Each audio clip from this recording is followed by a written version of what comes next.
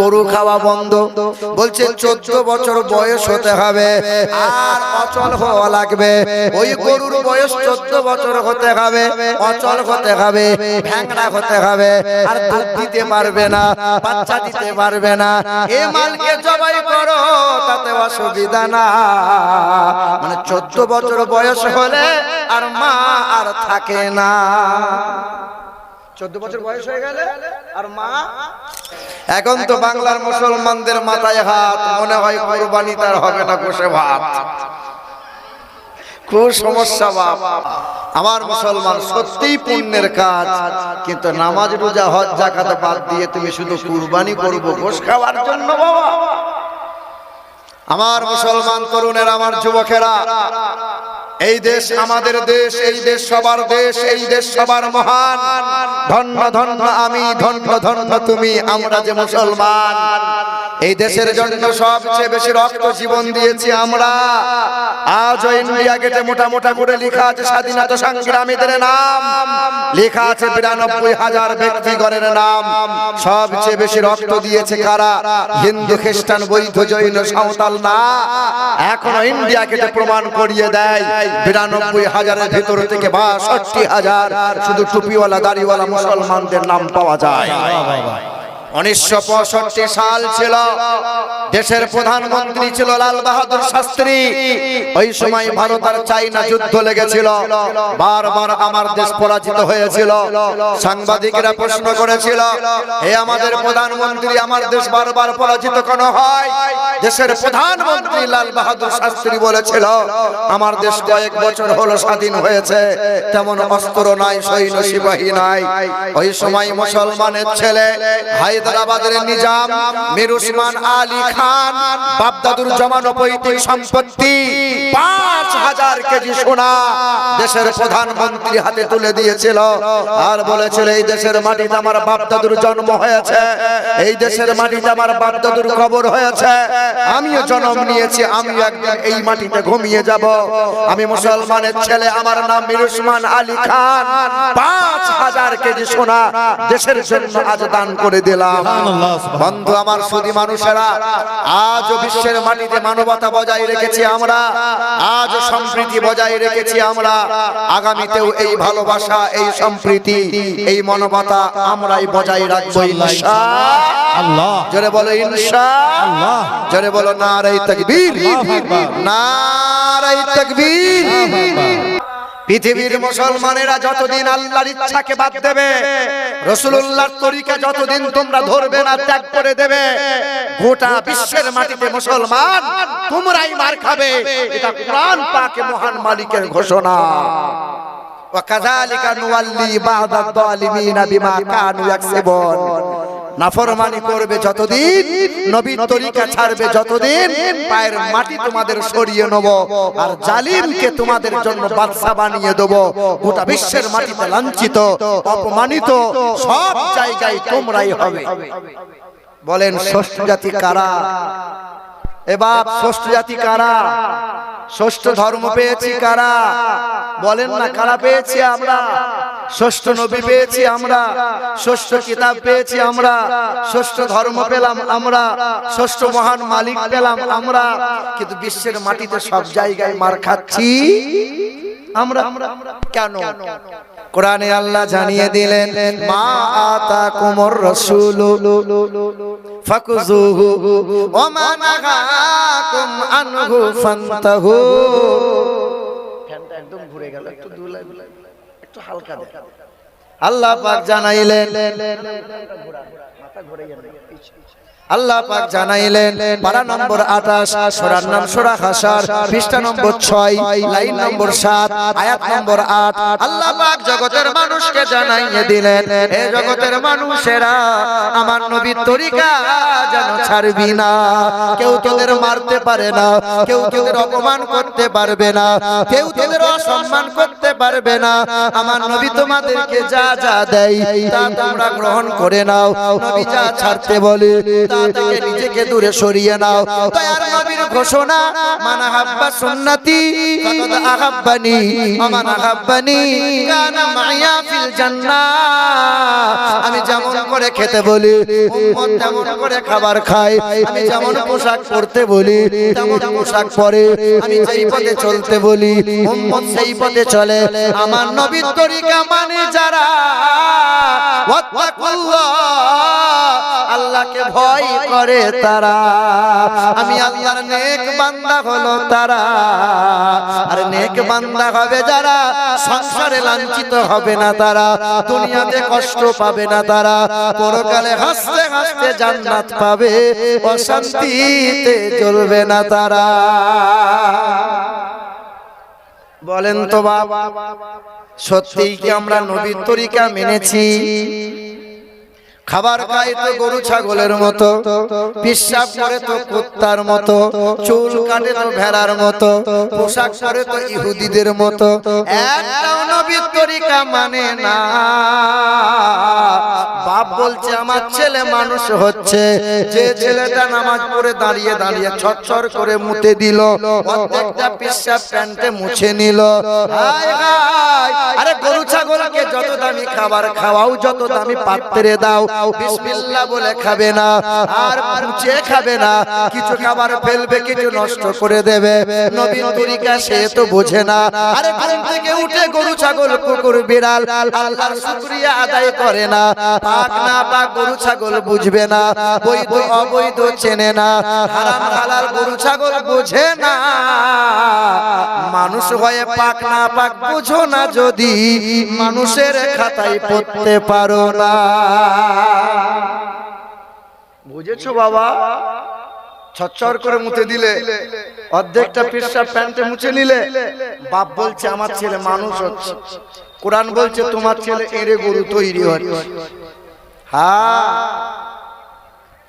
হে মুসলমান ভাইরা আমার, বরকিয়ারি মাদ্রাসার জালসা, এই মাদ্রাসা বহুত দিন পর্যন্ত বন্ধ ছিল। আমার সমাজের নওজোয়ান যুবক যারা মাথা উঁচু করে উদ্যোগ নিয়েছে, তারা না না নবীর বাগানকে ফুল দিয়ে ভরাতে হবে, বন্ধ রাখা যাবে না। আরে মাদ্রাসা হলো মানুষ তৈরির কারখানা। আজ বলছে যারা মাদ্রাসাগুলো বন্ধ করে দেবে নাকি তারা, শুনছেন তো আপনারা? এবার আমার নওজোয়ান তরুণেরা, আমার যুবকেরা, পৃথিবীর জমিনে এই তালবিলিম যারা কোরআনের স্পর্শ পেয়ে দামি হয়েছে, আমরা কাল জিরো ছিলেন, কোরআন আজকে বুকে তুলে নেন, কাল হিরো হয়ে যাবে। ওমরে ফারুক রাদিয়াল্লাহু তাআলা আনহু যখন কোরআন নেয় নাই, ইসলাম গ্রহণ করে নাই, জিরো ছিল, জিরো। যেই দিন কোরআন বুকে তুলে নিল, আল্লাহ অর্ধ জাহানের বাদশা হিরো বানিয়ে দিল। এই বলেন আমরা জিরো আছি না হিরো আছি? কথা বলে না কেন? আমরা জিরো আছি না হিরো আছি? হিন্দুদের বেদে লেখা আছে, দামালানাম পারামানাম সারামানাম ও নমো জগদ্ধাত্রী মহিমা বাসুদা মারমে, ও নমো না দ্বিতীয়াম না তৃতীয়াম চতুর্থ না পঞ্চমতে। তিনি দুইটা হবেন না, তিনটা হবেন না, তিনি হবেন এক দ্বিতীয় লা শারীকা লা, তিনি এক দ্বিতীয় লা শারীকা লা। তিনি কখনো খান না, ঘুমান না, তার কোনো বিবি নাই, বাচ্চা নাই, তিনি জন্ম নেন নাই, তিনি কখনো কাউকে জন্ম দেন নাই। তিনি এক দ্বিতীয় আল্লাহ, এক আল্লাহর মতো আল্লাহ হবে না। ও নমো ব্রহ্মাণ্ড, তিনি হবেন আকাশের মালিক, তিনি হবেন জমিনের মালিক, তিনি হবেন হায়াত মউতের মালিক, সেই এক আল্লাহ। আর আল্লাহর পয়গাম দিতে পৃথিবীতে এলো নবী মুহাম্মদ রাসূলুল্লাহ। আম সন্তা সরতি শতপতি মারবে না দ্বিতীয়াম না তৃতীয়াম মামাদা বাতিতা দিবাদকরন্তে পুরকিরিতা বিরসানা ভাখায়ে ছদা বেদা শাস্ত্রে শ্রীতা।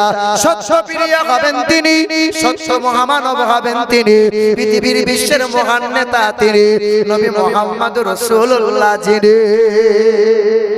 এই দেশের প্রধানমন্ত্রী পণ্ডিত জওহরলাল নেহরু সাংবাদিকরা প্রশ্ন করেছিল, ও দেশের প্রধানমন্ত্রী, এই দেশের মাটিতে দাঁড়িয়ে আপনি বলেন বিশ্বের মহামানব আপনি কাকে মনে করেন? পণ্ডিত জওহরলাল বলেছিল, যিনি জীবনে কখনো কোনোদিন একটাও মিথ্যা কথা বলেন নাই, যীশু খ্রিস্ট নয়, আব্রাহাম লিঙ্কন নয়, লেনিনের কথা বলতে পারবো না, মহাবীরের কথা বলতে পারবো না, গৌতম বুদ্ধের কথা বলতে পারবো না, শ্রী চৈতন্যের কথা বলতে পারবো না।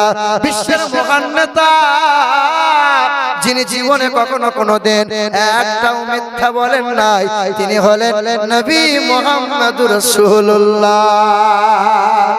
ওই নবী পাকের ঘোষণা, খায়রুকুম মান তাআল্লামাল কুরআন ওয়া আল্লামা, সবচেয়ে দামি মানুষ হলো তারা কুরআন মুখে আঁকড়ে ধরে নিয়েছে যারা, সবচেয়ে দামি মানুষ হলো তারা আরে কুরআন শিখিয়েছে যারা, সবচেয়ে দামি মানুষ হলো তারা হারাম থেকে বাঁচিয়ে নিয়ে আল্লাহর কালামের পথে থাকবে যারা। আরে সবচেয়ে দামি মানুষ কারা? মাঝে মধ্যে সুদের কারবার করে যারা, তাই তো নাকি? আরে সবচেয়ে দামি মানুষ কারা? মহেশপুর মোড়ের মাথায় লটারি কাটে যারা, এরাই তো দামি মানুষ। সবচেয়ে দামি মানুষ হলো তারা আরে হারাম থেকে বাঁচে যারা, পবিত্রতায় থাকে যারা, আল্লাহর নেককার বান্দা হলো তারা, আল্লাহর তরফ থেকে সালাম পাবে তারা। এই যুবক, তোমাদের অবদান সবচেয়ে বেশি। নবী বলেন সবচেয়ে বেশি মহব্বত করেছে যারা, এই নওজোয়ান যুবক যারা, ইসলামের জন্য সবচেয়ে বেশি রক্ত দিয়েছে যারা, এই নওজোয়ান যুবক যারা, ইসলামের ঝান্ডা উঁচু করে ধরেছিল যারা, এই নওজোয়ান যুবক যারা। আমাদের ছিল এক সোনালী অতীত, নারিয়ে দিতাম সব জালিমের ভিত। আমাদের ছিল এক সোনালী অতীত, নারিয়ে দিতাম সব জালিমের ভিত। আইন ছিল শুধু ইনসাফেরই, জুলুম রুখে দিতে হতো না দেরি। আমাদের সে অতীত হারিয়ে গেছে, মাজলুম আজ তাই কেঁদে মরে। হারিয়েছি যা তা কি পাবো ফিরে, তুমি না জাগিলে তাকে ফিরাবে কে? ইয়া শাবাব ইস্তাইকিদ, হে যুবক জেগে ওঠো। আরে ছেলে মেয়ে আল্লাহ ওয়ালা দিও তাহার ঘরেতে, বড়ই খুশিতে রেখো আল্লাহ দানের শিলাতে। সামনে পিছে ডানে বামে রহমত দিও, আর তব করোনাতে খোদা ঢাকা দিয়ে নিও। ইজ্জত সম্মান দিও দিও দুনিয়াতে, আরো সম্মানিত করো খোদা রোজ কিয়ামতে। আল্লাহ বলছেন আলাম নাজআলিল আরযা মিহাদা, আমি কি জমিনকে বিছানা করি নাই? যদি আমি জমিনকে আমি আল্লাহ তরল বানিয়ে দিতাম, বালাখানা বিল্ডিং বানাতে পারতিস না।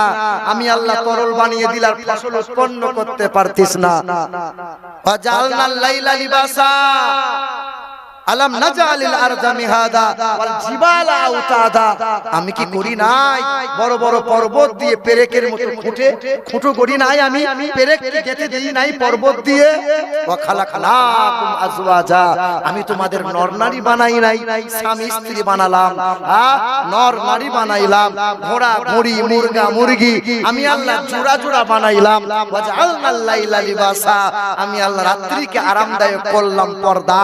ওয়াজআলনা মাথার উপরে সূর্য দাঁড় করাইয়ে দিলাম, সূর্যের আলো দেয়। কখনো সূর্যের আলোর আমি আল্লাহ এই আলোর কোনদিন বিল চাই নাই। মাথার উপরে 7 আসমান দাঁড় করাইছি। বান্দা ওয়াইন তাউদ্দু নি'মাতাল্লাহি লা তুহসুহা, তারপরে কখনো একটা সিজদা দিতে মনে হলো না? কখনো সিজদা দিতে মনে হলো না? 365 দিনে এই যে ওই যুবক একদিনও সিজদা করে না, ভাত খায়, রুটি খায়, ঘুমায়, জৈন মিলন করে, বাচ্চা হয়, সংসার হয়, মাঠ ঘাট করে, হাজার বাজার করে, কিন্তু আল্লাহকে সিজদা দেওয়ার সুযোগ পায় না। আরে যুবক, কুত্তাও খেতে পায়, নাফরমানরাও খেতে পায়, নাফরমানরাও সূর্যের আলো পায়, বেঈমানরাও বাতাস পায়, বেঈমানরাও ঘুমায়, বেঈমানদের জৈন মিলন হয়। কুত্তাকে জিজ্ঞাসা করো, কুত্তা তুমিও খাও, তুমিও ঘুমাও, তোমারও জৈন মিলন হয়, তোমার আমার মধ্যে তফাৎ কোথায়? কুত্তা বলবে তফাৎ কিছুই নাই। ও টাইলস ওয়ালা ঘর বানিয়েছেন, আরে টাইলসে লোকে মুতে মুতে পেশাব করে। হ্যাঁ, চায়ের দোকানে বসে চাচা বিড়িতে টান মারচার বলছে, দয়ার নবী, দয়ার নবী, মায়ার নবী, নবী আমার কাউসারের পানি দেবে, কম করে কাউসারের পানি পান করে নেবো, ফুরুত করে জান্নাত চলে যাবো। মানে বিড়ি খেতে খেতে ও কাউসারের পানি পাবে, এটাও ভেবে নিয়েছে। দেশটা নয় তো কারো বাপের ভিটা, করিবে মন চাহিলি যখন যেটা। দেশটা লক্ষ মায়ের ইজ্জতেরই দামে কেনা, মাটিতে মিশে আছে লাখ শহীদের রক্ত কোনা। শহীদের রক্তের দামে কেনা আমাদের সোনার ভিটা, শহীদের রক্তের দামে কেনা আমাদের সোনার ভিটা। তবে কেন অভ্যাস হলো বিদেশিদের চরণ চাটা। দেশটা নয় তো কারো বাপের ভিটা, করিবে মন চাহিলি যখন যেটা। এদেশের মাটি হতে গন্ধ আসে ওই কালেমার, এদেশের আকাশ ছুঁয়ে রয় দাঁড়িয়ে কত মিনার। এদেশের মাটি হতে গন্ধ আসে ওই কালেমার, এদেশের আকাশ ছুঁয়ে রয় দাঁড়িয়ে কত মিনার। আজানের সুরে সুরে জীবন যাদের গড়ে ওঠা, আজানের সুরে সুরে জীবন যাদের গড়ে ওঠা। জালিমদের এদেশে কেন এত ঘন ঘটা। দেশটা নয় তো কারো বাপের ভিটা, করিবে মন চাহিলি যখন যেটা। এবার ভারতের পরিস্থিতি খুব ভালো নাই গো। কত জায়গাতে আজান বন্ধ করে দিচ্ছে, কত জায়গাতে মসজিদ ভেঙে দেওয়া হচ্ছে, কত জায়গাতে মাজারগুলো গড়িয়ে দেওয়া চলছে, কত জায়গায় দাড়িওয়ালা টুপিওয়ালা দেখে জয় শ্রীরামে ধ্বনি দিচ্ছে, কত জায়গাতে গরু নিয়ে যাচ্ছে, রাস্তায় আটকে তাকে মারছে, গরুগুলো কেড়ে নিয়ে তাদেরকে তাড়িয়ে দিচ্ছে, পুলিশ অ্যারেস্ট করে নিয়ে যাচ্ছে। মুসলমান ভাইরা আমার, আমার নওজোয়ান তরুণেরা, ভারতের মাটিতে আমরা মুসলমান যারা এখন আমরা নীরব হয়ে চুপ করে আছি বাবা। কি বলেন? মুসলমান সেই জাত, মুসলমান সেই জাত, শুনে রেখে দাও। যখন বাদশা জালিম আবরাহা আল্লাহর ঘর কাবাকে ধ্বংস করতে গিয়েছিল, ওই সময় ৭,০০০ সৈন্য সিপাহী নিয়ে, হস্ত বাহিনী নিয়ে কাবা ঘর ভেঙে দেবে, ইসলামের নাম নিশানা মুছে দেবে। ওই সময় আল্লাহ ফেরেশতা পাঠাই নাই। আল্লাহ বলেছিল আমার বান্দাকে হেফাজত করব আমি আল্লাহ, আমার ঘরকে হেফাজত করব আমি আল্লাহ। আল্লাহ আসমান থেকে পাঠিয়েছিল, কি বলেন তো বাবা? আলাম তারা কাইফা ফাআলা রাব্বুকা বিআসহাবিল, আলাম ইয়াজআল কাইদাহুম ফি তাদলিল ওয়া আরসালা আলাইহিম তায়রান। ঝাঁক ঝাঁক পাখিকে আল্লাহ অর্ডার দিল, জমিন থেকে কাকর তুলে উড়তে লাগলো। আল্লাহর হুকুম হয়ে গেল, কাকর ফেলে দিল। 1 গ্রামের কাকরকে আল্লাহ কুইন্টাল ওজন বানিয়ে দিল। 1 সেকেন্ড সময় লাগে নাই, জালিমের দল ধ্বংস হয়ে ধুলোর সঙ্গে মিশে গেল।